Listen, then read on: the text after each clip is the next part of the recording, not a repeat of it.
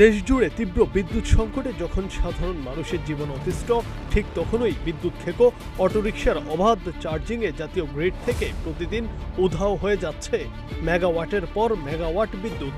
একদিকে শহর থেকে গ্রামে ঘণ্টার পর ঘণ্টা লোডশেডিংয়ে জনজীবন স্থবির, অন্যদিকে দেশের আনাচে কানাচে গড়ে ওঠা চার্জিং গ্যারেজগুলোতে প্রতিদিন দেদারসে জ্বলছে কোটি কোটি টাকার বিদ্যুৎ। অটোরিকশা চার্জে বিদ্যুতের অপচয় নিয়ে অনলাইন সমীক্ষার তথ্য আর মাঠ পর্যায়ের বাস্তব চিত্র দুটি বেশ উদ্বেগজনক। অনলাইন সমীক্ষা বলছে দেশে প্রতিদিন অটোরিকশা চার্জ দিতে প্রায় 825 মেগাওয়াট বিদ্যুৎ ব্যয় হয়। বাণিজ্যিক ইউনিটের 15.36 টাকা দর হিসেবে এর দৈনিক বাজার মূল্য দাঁড়ায় প্রায় 1,26,72,000 টাকা, যা মাসে 38,01,60,000 এবং বছরে গিয়ে দাঁড়ায় 456,19,20,000 টাকায়। তবে মাঠ পর্যায়ে গ্যারেজ মালিকদের দেওয়া তথ্যে উঠে এসেছে আরেক চিত্র।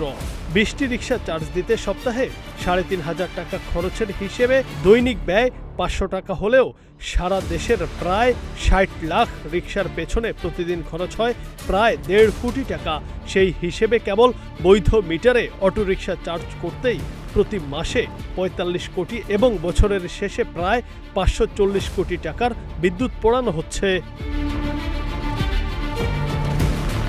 বছরে 540 কোটি টাকার বিদ্যুৎ খরচের হিসাবটি শুধু বৈধ মিটারের, কিন্তু গোপনে চলা অবৈধ সংযোগের চিত্র আরও ভয়াবহ। সম্প্রতি গ্রিন টিভির অনুসন্ধানী প্রতিবেদনে উন্মোচিত হয়েছে বিদ্যুৎ চুরির এই গোপন কারবার। গোপন ক্যামেরার সামনে এক রিকশা চালক জানান, 11টার পরে চার্জ দিলে একদম 7টা বাজে। কারেন্ট কি করে?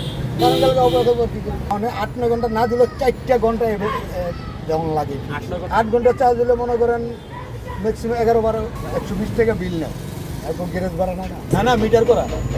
হ্যাঁ, তাইলে নাইলে এত 20 টাকা চার্জ দেবো কেন? যদি মিটার হয় তো অবৈধ, আরেকটা লোক একটা বৈধ করলে একটা অবৈধ, এরকম আসে না? জায়গায় আসে না, নাহলে কত দিব, কত কম বিল হয়নি। সপ্তাহে তো মনে করো সপ্তাহে করে 3500। হ্যাঁ, খাম্পাতে লাইন আছে, এই জায়গায় তো আছে। হ্যাঁ, মনে করো একটা যদি মিটার থাকে তার তো সবাই দেখতেছে কিন্তু মিটার আসছে, মিটার যে নাই এমন মনে করো। চার্জও দিবা, বিল 150 করে দিয়ে দিতে হইব, 170 করে দিয়ে দিতে হইব, বা ডিলিট করে দিতে। প্রতিটি অটোরিকশা সচল রাখতে প্রতিদিন টানা 8 থেকে 9 ঘন্টা চার্জ দিতে হয়, যা দিয়ে যানটি চলে 10 থেকে 12 ঘন্টা। তিনি আরও স্বীকার করেন, বেশিরভাগ গ্যারেজে লোক দেখানো একটি বৈধ মিটার ঝোলানো থাকলেও আসল বিদ্যুৎ সংযোগটি আনা হয় সরাসরি রাস্তার খুঁটি থেকে। আইনি ঝামেলা এড়াতে একটি মিটার দেখিয়ে আড়ালে একাধিক অবৈধ লাইনে অটোরিকশা চার্জ দেয়া হয়।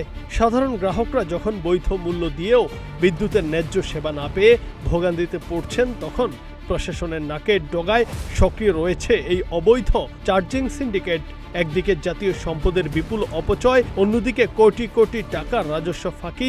সব মিলিয়ে বিদ্যুতের এই লাগামহীন চুরি ও অপচয় বন্ধে কঠোর পদক্ষেপ না নিলে দেশের বিদ্যুৎ সংকট আগামীতে আরও ঘনীভূত হওয়ার আশঙ্কা দেখা দিয়েছে। Junaid Ahmed, green TV digital.